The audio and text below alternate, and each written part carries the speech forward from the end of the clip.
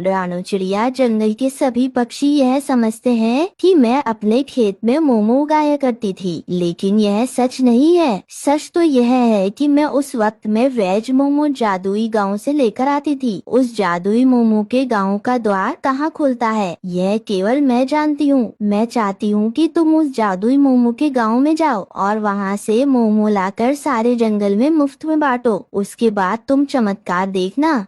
मौसी, कहीं आप मजाक तो नहीं कर रही ना? नहीं रानू चिड़िया, हमारे गांव से कुछ दूर एक तालाब है जो कि भूत प्रेत के नाम से प्रसिद्ध है। तुम उस तालाब के अंदर कूद जाना, तुम स्वयं जादुई मोमो के गांव में पहुंच जाओगी। और हाँ, इस रहस्य को अपने तक ही सीमित रखना। इतना कहकर मौसी वहाँ से चले गई। जहाँ तक मौसी को मैं जानता हूँ, वो कभी झूठ नहीं बोलती। तुम्हें एक बार ऐसा करना चाहिए। मैं चाहता हूँ कि उस जमींदार की दुकानदारी इस जंगल में जड़ से ही समाप्त हो जाए। रानू चिड़िया मौसी की बताई हुई जगह पर चला गई और उस तालाब को गौर से देखने लगी। रानू उस तालाब के अंदर कूद गई। उसने स्वयं को एक अजीबोगरीब गांव में पाया। रानू ने देखा कि उस गांव में सुख सुविधा की हर वस्तु मौजूद थी, मगर वो सब घर मोमो के ही बने हुए थे। रानू चिड़िया आश्चर्यचकित रह जाती है। यह तो बड़ा ही अजीबोगरीब गांव है। यहाँ तो हर वस्तु मोमो की बनी हुई है। तभी रानू के कानों में एक व्यक्ति की आवाज टकराई। तुमने सही कहा, ये जादुई मोमोज का गांव है।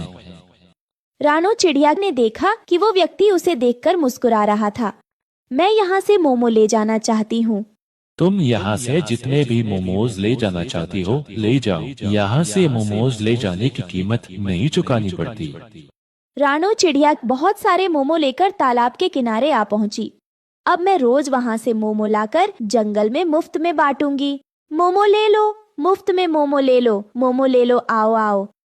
मुफ्त मोमो सुनकर सभी पक्षी रानू चिड़िया के ठेले पर आ जाते हैं। इस प्रकार जमींदार का मोमो का कारोबार ठप पड़ जाता है। दूसरी ओर जमींदार गुस्से से आग बबूला हो उठा और अपने आप से कहा, आखिर ये दो कौड़ी की रानू चिड़िया अपने आप को समझती क्या है? इसकी वजह से मेरा सारा धंधा चौपट हो गया। मैं इसे छोड़ूंगा नहीं, मैं इसे सबक सिखा कर रहूंगा।